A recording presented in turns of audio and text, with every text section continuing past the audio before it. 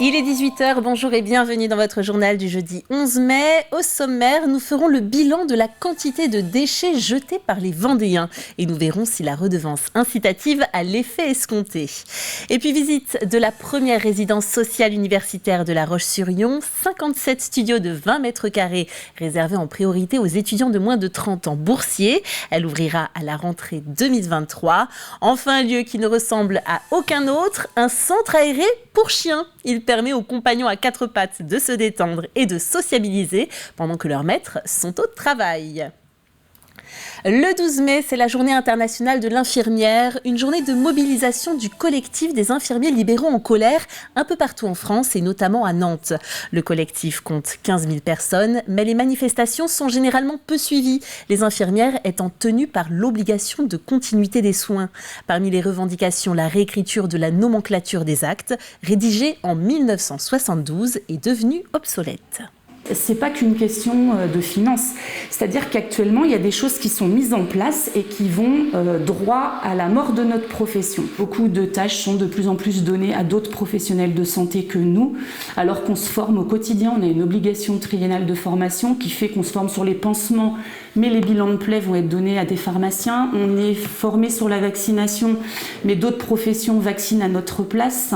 Les soins d'hygiène, c'est pareil, et prochainement probablement la Poste qui distribuera des médicaments. Enfin, à un moment donné, voilà, redonnons à notre profession toute sa valeur et sa reconnaissance surtout. Un cercueil symbolisant la mort de la profession prendra le départ de Tours le 12 mai. Il passera dans différentes villes, dont Luçon, avant de se retrouver à Paris.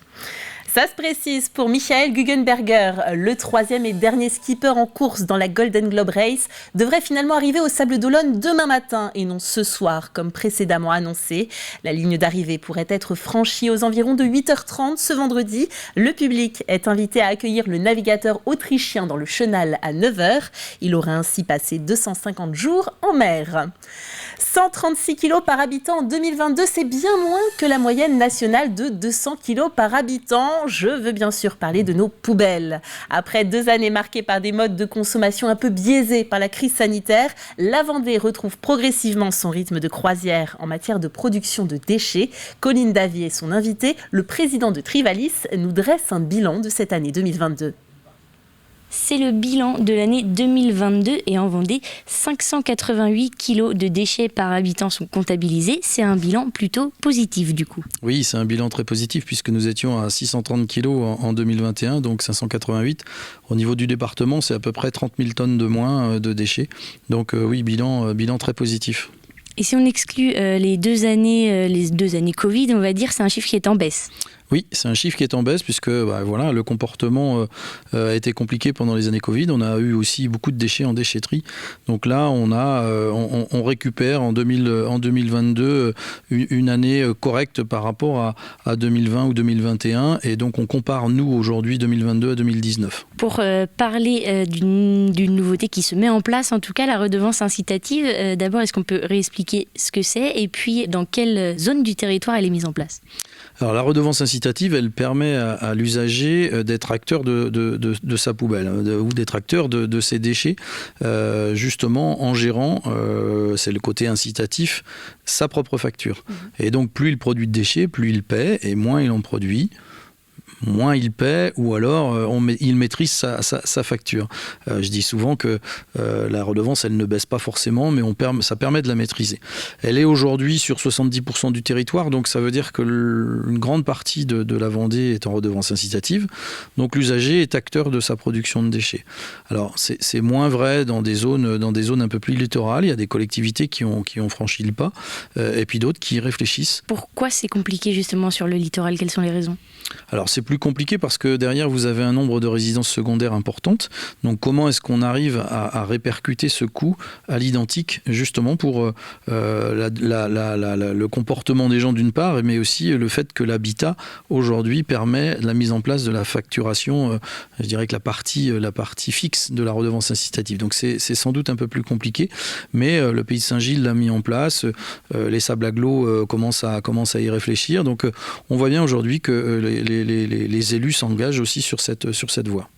Donc il reste encore pas mal de choses à mettre en place, mais en tout cas ça avance. Et puis ce qu'il faut retenir, c'est que le nombre de déchets global ne cesse de baisser depuis l'année de création de Trivalis. Il s'agira de la première résidence sociale étudiante. 57 nouveaux logements étudiants seront proposés à La Roche-sur-Yon à la rentrée 2023. Situé rue Hubert-Caillé, il s'agit de studios de 20 mètres carrés avec parking et laverie. La résidence est encore en travaux, mais Grégoire de Châtillon nous l'a fait découvrir. Des studios d'une vingtaine de mètres carrés, bientôt équipés, meublés, avec salle de bain et kitchenette. 57 logements sociaux prévus pour la rentrée prochaine, pour les étudiants, mais aussi pour les apprentis et les stagiaires. Et nous accueillons essentiellement des boursiers, des gens à ressources modestes, donc on peut dire boursiers, hein, sachant que dans les boursiers, il y a aussi des profils très différents, mais prioritairement, effectivement, ceux qui ont des faibles ressources, de façon à ce qu'ils puissent bénéficier des plafonds de loyer qui nous sont imposés compte tenu du mode de financement de ce type d'établissement. Située à 2 pas du pôle universitaire lyonnais, cette résidence sociale universitaire est très attendue. La Roche-sur-Yon compte aujourd'hui 8000 étudiants. C'est 8% de plus en un an, 54% de plus depuis 2014. C'est vraiment le logement de l'étudiant. Il a juste accès à une laverie, un local vélo.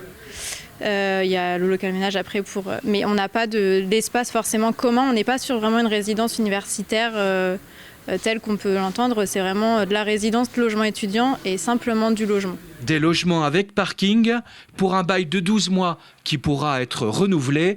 Les inscriptions sont désormais ouvertes pour une installation en septembre prochain. L'été se prépare du côté de Chaland. L'association Autrefois Chaland a présenté cette semaine dans les grandes lignes les nouveautés et les incontournables de ces 4 jeudis de foire à l'ancienne. À noter cette année 2 nouveaux spectacles de marionnettes, une nouvelle mise en scène pour l'école ou encore l'installation d'un bouilleur de cru. Une édition 2023 placée sous le signe de la transmission aux nouvelles générations. Rendez-vous est pris les 20 et 27 juillet ainsi que les 10 et 17 août pour vivre l'événement phare de la ville. Hugo Reine, lui, s'attache à faire revivre Bach à la fin du mois au Sable d'Olonne. La 6e édition de son festival est baptisée Bach au Sable. 3 jours de concerts sont programmés du 26 au 28 mai dans les églises de La Chaume, du Château d'Olonne et d'Olonne-sur-Mer. Avec Bach, il y a de la virtuosité, mais il y a aussi des moments de grande poésie, enfin, dans des mouvements lents qui sont soit des mouvements lents un peu désespérés, mais en fait désespérés par moments, mais toujours il y a un espoir en fait avec Bach. Il y a toujours une ascension, quelque chose. Sa musique, elle nous porte, comme je disais, c'est-à-dire elle nous supporte, elle nous emporte. Il y a plein de termes. Elle nous fait nous envoler. Voilà.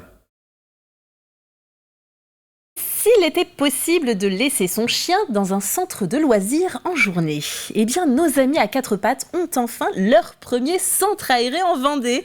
Ouvert depuis mi-novembre à La Roche-sur-Yon, ce parc de 1000 mètres carrés permet aux chiens de se détendre et de s'amuser sous la surveillance d'un professionnel pendant que leurs maîtres sont au travail.